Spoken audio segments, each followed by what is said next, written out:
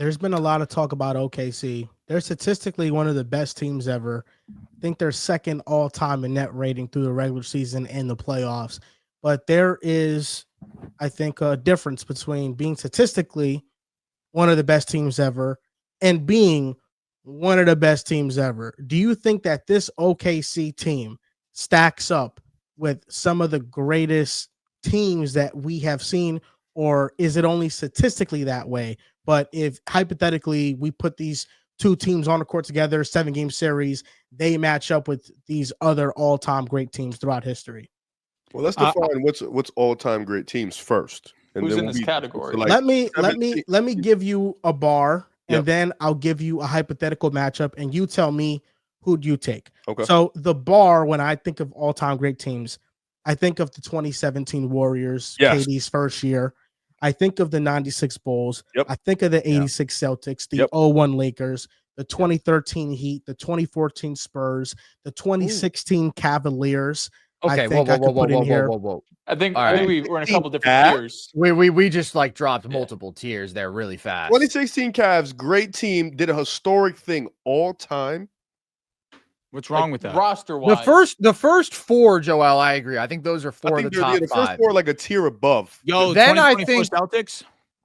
2024 Celtics are like a top 20 team. Here, I have some more teams that I would consider top 10, and maybe you guys will say that these are too far throwbacks, but whatever. I judge everybody. I didn't want to do the throwback. 71 Bucks, 71 Bucks, 79 72 Lakers. Okay, the 67 Sixers. That was a hell of a team. 16-13 dominated the playoffs. But then we can even go Showtime Lakers, 87, 83 Sixers. Now we're cooking. Fofo team. The 91 Bulls. I mean, realistically, the 97 Bulls. There's multiple different Bulls teams. All Bulls with Michael Jordan. I would go all of those before we get to like the 2013 Heat. Definitely the 2016 Cavs. 2014 Spurs, I think, are like in that top 20 range. 2016 still hurts. It will until the day I die. Okay. I feel that exact same way. I wouldn't put them all time, even though I wanted to use more modern teams. I would do it because it's hard for us to say, okay, 50 years from now, would this OKC team beat that team? It's too far back. Just even looking back 2 years ago, the Denver Nuggets, we can all say they were Denver. That team is better than the Denver team that OKC played in these playoffs, and this Denver team took them to 7 games. Do you think in a hypothetical matchup, the 23 Nuggets could beat this 25 OKC team? Yes, they can beat that Nuggets, that OKC team, and I say that with respect. They can. That's an interesting point, Joel, because you get a healthy MPJ who was playing the best basketball. He was amazing that entire run. Jamal was amazing that entire run. KCP was actually shooting the basketball very well. And then Bruce Brown coming off the bench too was really good for them. Aaron Gordon was amazing defensively. Wasn't the three-point shooter that he was this season, which could be a difference in the series as well. We can definitely note that. But that team was perfect. Like all in all, like they were amazing in that run at least. And again, the defensive performances that you got out of Jokic, that you got out of MPJ, that you got out of Aaron Gordon, and with that level of scoring and playmaking that you got from Jamal Murray, it's just a different team than what we got this year. I think Jamal's the X factor, man. That version of Jamal, like that makes Denver a top tier title contender every year. If they got that version of Jamal this year, they would have been. The thing is just like, I don't think that was ever really sustainable. Like he had that run, he had the bubble run, but outside of that, he's never been that level of a player. Yeah, I think Joel, you mentioned is that not true? Is that not true, Drew? No, I think it is true, but it's just interesting, and I'm taking it in. I'm receiving it. Okay. Yeah, I would love you to receive anything from me. All right. Yeah, Joel, you made an interesting point. We haven't really got a lot of all-time great teams outside of like in the last couple years, outside like 2017. Like, maybe if you want to dub Toronto that, I think they're more of a great team than an all-time team. But 23 Nuggets, 2022 Warriors, 21 Bucks, 20 Lakers. 20 Lakers. Like, these are great to good teams. All time, I don't know. I think when you talk about all time, you just think of dominance from start to finish.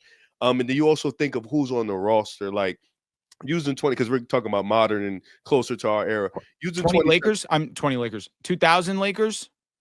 I think they always get dubbed because of the way they went out in their run as all 16 time. and 1. You know, they had Kobe and Shaq That's who were 2001. yeah, That's apologize. Yeah, That's what I meant. 2000 was they won 67 games, but they got pushed a lot harder in the playoffs. 2001, they only won like the 56, Lakers but they went definitely Kobe and 15 Shaq and 1 in the definitely have an playoffs. all-time team, but like just talking like 2017 Warriors, like you had 4 all-stars, 2 of the top 3-4 best players on the planet. You had one of the best defenses, one of the best offenses in basketball.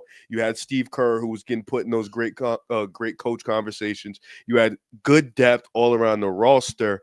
Yeah, like then you had, like you mentioned, like even like the Lakers, Kobe and Shaq, and then you had good role players to complement them and Robert Horry and all that stuff. It's really hard to dub as the OKC as a all-time team, especially because all-time team usually you dominate, but you also play some astounding teams in your run. So it's a tough conversation. Statistically, they're probably up there for sure. And then we got to see if also they win the finals and how they win the finals. If they win it in a dominant fashion, that's also something that gets added to the conversation.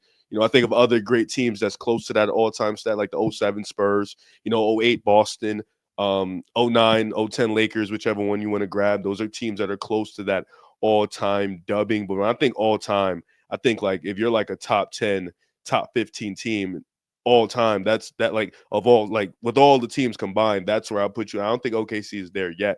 Like we talking them versus Denver. Jamal did have a great young run, but that Jamal versus this defense, I'm still confident in this defense being able to guard him and being able to scheme up against him. Obviously, the Joker still had 240 balls in that playoff run, so he's still going to find a way to get his. I think But they defended him better than anybody ever that's a has. fact. But I think this Aaron Gordon now you would want more in this matchup as opposed to that one prior. You're right. Just because he was Even able though to he hit was so many hurt. big shots. And yeah, he was hurt, still able to hit so many big shots, still be effective on the defensive end, be effective on the glass. You obviously would want that Michael Porter Jr. as opposed to this one. You want that depth as opposed to this one. But I just think OKC defensively, they just would give any of these teams like Golden State 2022.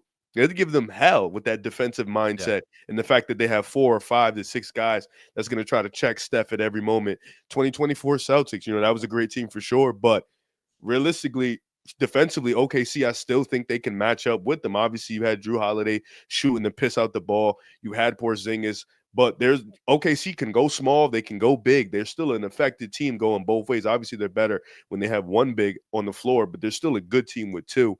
And then the Bucks team. Oh my God, I think OKC is a better team than that Bucks team. I think that team is just, Giannis was just doing some great shit against Phoenix. Even that West, if we're just talking that West, going into that West in 2021, OKC could probably make the finals in that West going up against a Phoenix team. Or Probably. team. They'd Yeah, wipe so, that you one. know, That's the Guaranteed. weakest. 2021 is the weirdest playoff run that we've seen in a long time. Just way too many injuries and like a lot of good, not great teams. And it was kind of who's last standing. And Giannis was great, but that Bucks team was not great. No. So By let me the get this standards of straight, a Riv. champion. You're going with 25 OKC over 23 Nuggets. Yes. And Carson, now another question for you. Are Yes. you going with 25 OKC over 24 Celtics? Yeah, I think that this OKC team is the best that we've seen since the peak Warriors. I think that the 2024 Celtics would be the next best. Like, I do think when you're talking about just overwhelming talent, end-to-end dominance, regular season and playoffs, the Celtics absolutely achieved that. 64 wins. I think they were top 5 in net rating, and then they only dropped 3 games in the playoffs. Obviously, with a light path and a banged-up path, but clearly a dominant team. They did that with KP only playing 5 games. I do think this OKC team has an even more dominant regular season. Absolutely. Like 68 wins, number 2 net rating all time without Chet Holmgren for 50 games. We've never seen that done. Like the 68 win club is already super exclusive. They're tied for the 5th most wins in NBA history.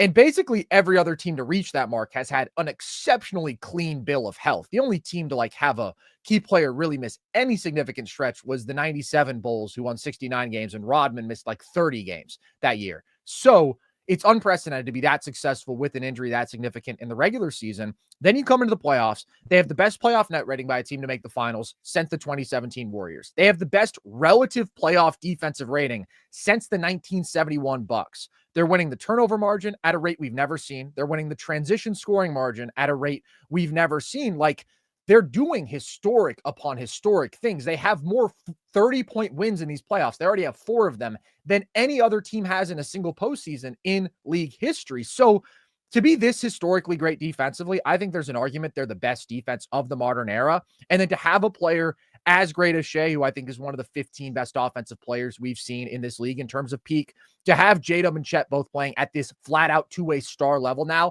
and then to have the best depth in the league too, they just destroy teams in a way that we haven't seen anybody do since the 2017 Warriors. Last year's Celtics would be the closest thing.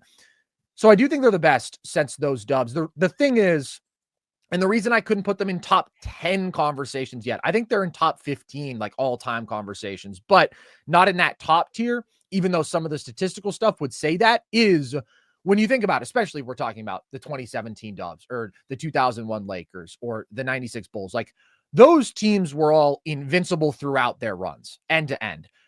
The Thunder looked vulnerable against the Nuggets. They still were clearly the better team. They came through, but that was like a level of shakiness that if we're holding them to like this all-time high standard, those top tier teams don't have. But once you get a tier below that into like the second tier all-time teams, then I think that they're in those conversations because they've been that great this year. I think to me, the only thing that's holding me back, because statistically, everything you mentioned, Carson, what they did in the regular season, what they've done so far in the postseason has been insane when you look at the numbers. The only thing that's holding me back from just an eye test perspective, offensively, outside of Shea, who has been consistently dominant. Because I think J-Dub was fantastic in the WCF, but for the first 2 rounds, he was pretty inconsistent. Same thing with Chet. All those guys have been awesome offensively, defensively, but offensively, neither of them have really given you that consistent, like high-level play. Like even we saw from Jamal Murray a couple of years ago, like we saw from Anthony Davis in 2020. And I know they're not exactly built the same way. They're obviously not built the same way from those 2 teams because, especially compared to like Denver, you're just talking about defensively just on a whole different world. But that's really the only thing stopping me from putting them into like all-time great conversation. So if they go into the finals and you get J-Dub performing how he just performed in the WCF, where he was, like 40-something% from 3 and 50% from the field, we can start having that conversation again. But I think based off what we've seen just from specifically rounds 2 and 3, because round 1 against the Grizzlies, like, yeah, they did it, but it was also like an opponent we're expecting you to wash.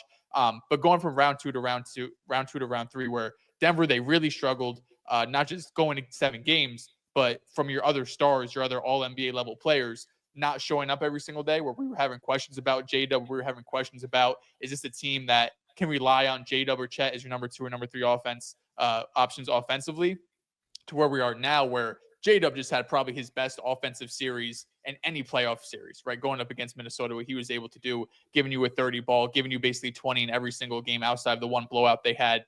That's the only thing stopping me right now. I think for them to get into that conversation of, some of the historic teams we're mentioning here, you dominate in the finals. Shea goes and averages he's going to average like his 32 on, 60% true shooting, just being efficient as shit.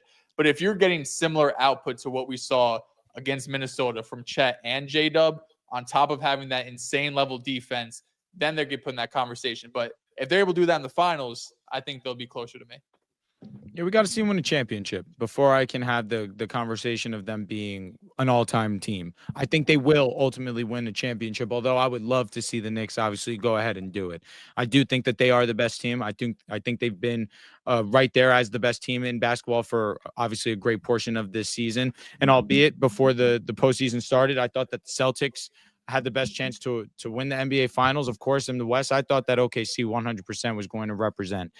They've been one of the best defenses I've ever seen, arguably the best defense I've seen in my lifetime.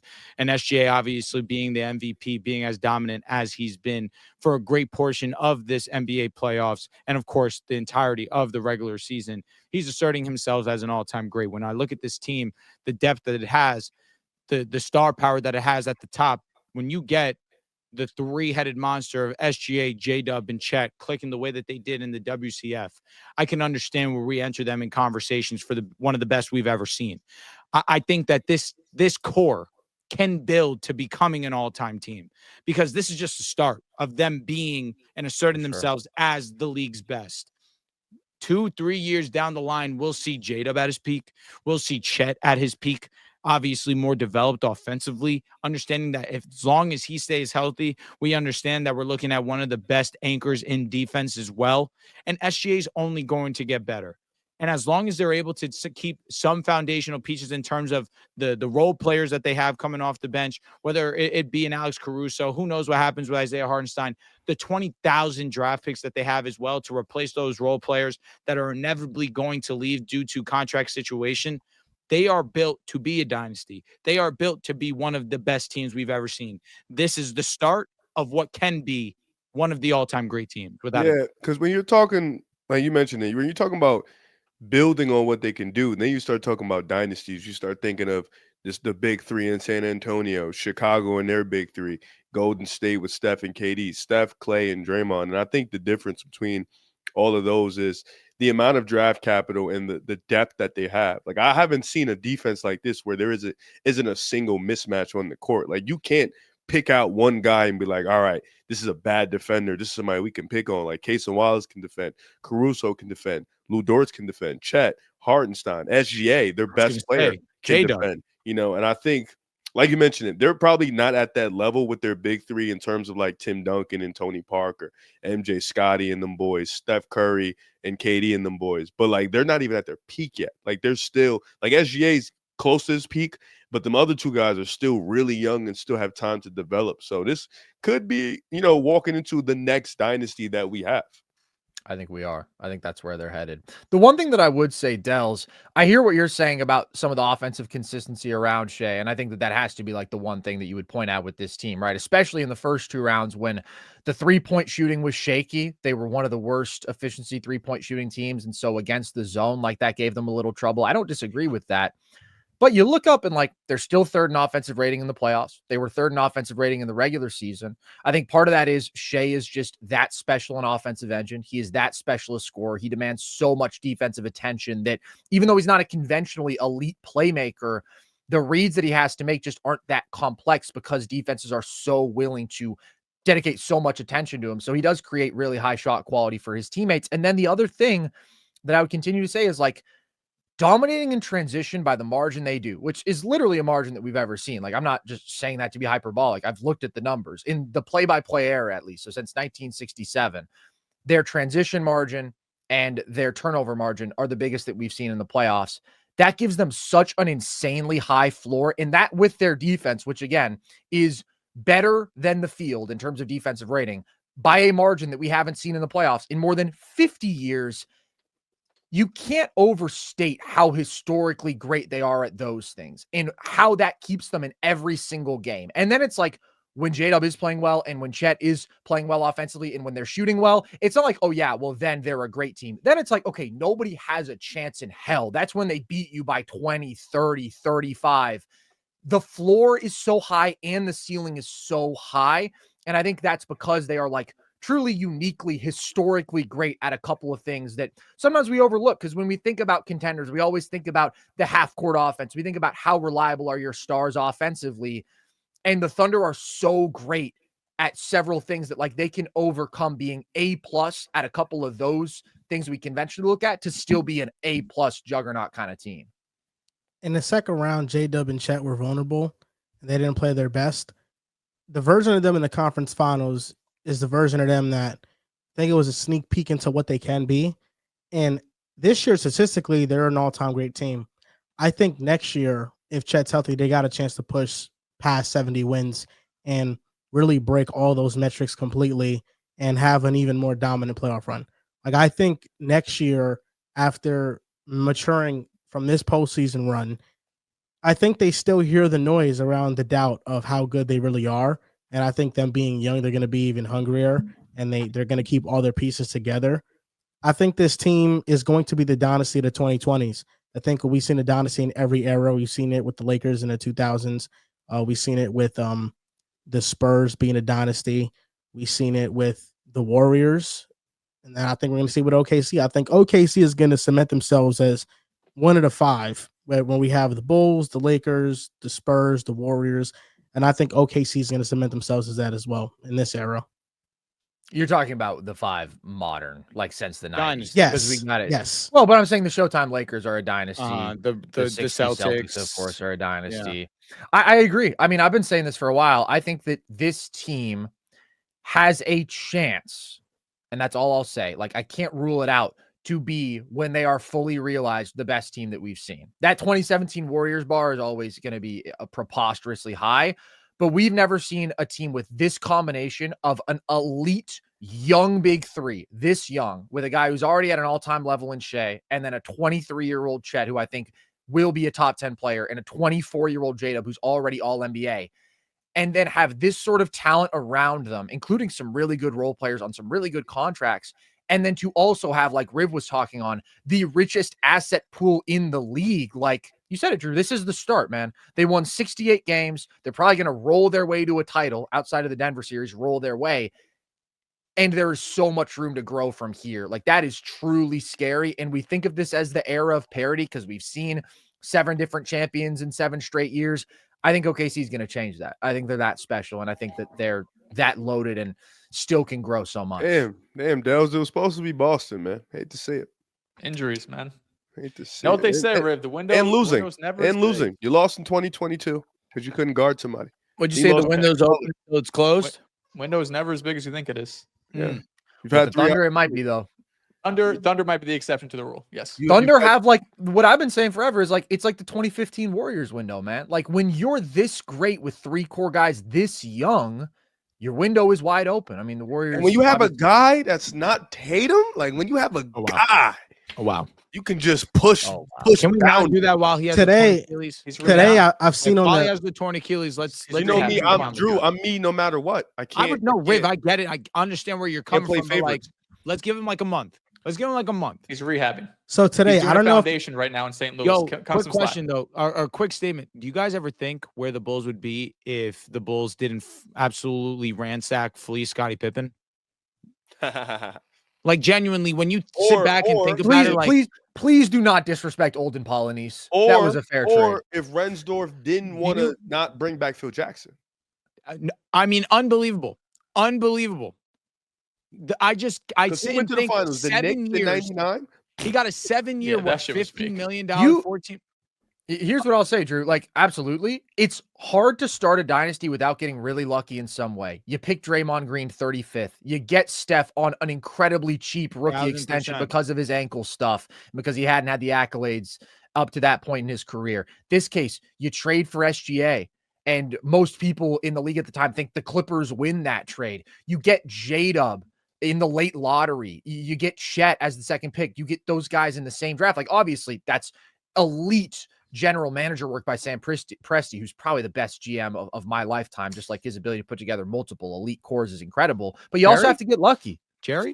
Who's the Spurs GM, if I remember correctly? Who's Well, that? it was Pop for a time, and it was what's his face? Whoever was the guy from '99 to 2012. I guess, is Jerry West not our generation? Jerry's though? great. Jerry's great, but it's also like you're kind of on roids when you're the Lakers GM, man. I don't know. It's like if you're doing it for OKC, you're kind of doing it with your hands tied behind your back. And Am this I guy has crazy? Or drafted Jerry Kevin also was Durant the and GM James Harden, for the Grizzlies and the Clippers. the Spurs GM was RC Buford. RC Buford, thank you. I don't know how I forgot. He's a his name. dude. That's 20 No, years he's of great. straight success. Like, bow. Yeah, I think there For is sure. there's a lot of luck involved. Have you guys seen the conversation that's going on the internet with how many players could you replace Shea with and OKC would still win the title this year? You're doing that to him now. Lame. Jeremy Grant on the list? Well, the player that is on the list Jeremy Grant for the Celtics, hey, last year. Fucking idiot. Oh If you my don't think God. Luka could get past Jeremy Grant, we got some bigger issues, brother. We got some Well, much you bigger talk issues. so highly of Jalen Brown. Cook. But the name that popped up the most was Chris Paul. Prime That's a good Chris call. Paul. But my Prime honest, football? my take Yeah. is, bro, there's really not many. Like the difference in this offense with Shea on the floor versus off it all year. You're talking about like early in the year, it was like a 20-point swing when Shea was out there without J-Dub compared to could when see J-Dub was it. out there without Shea. I could see it with Chris Paul though. I Oh, could Chris see the Paul, world. I can see I it. agree. It's because I can see CP3 is the one of those. I He's one just of those, think that- top 20 yeah. offensive players ever. But it has to be a guard who's that great offensively. I feel like Shea, he's on an all-time defense, and they're like, oh, the defense is carrying this, and that's why, they're making the finals going to win it. I think it's undervaluing what Shea has done, because the name that also popped up was James Harden. And Playoff dropper. I just think about James Harden in the second round matchup with Denver being down 2-1 and outdueling Jokic the remainder of that series to win that series. I just have a hard time realizing that. Like Chris Paul, I can maybe get myself behind it, but I think we forget how much adversity OKC did face in that Denver series and how phenomenal Shea had to be to close out that series. People doubted him.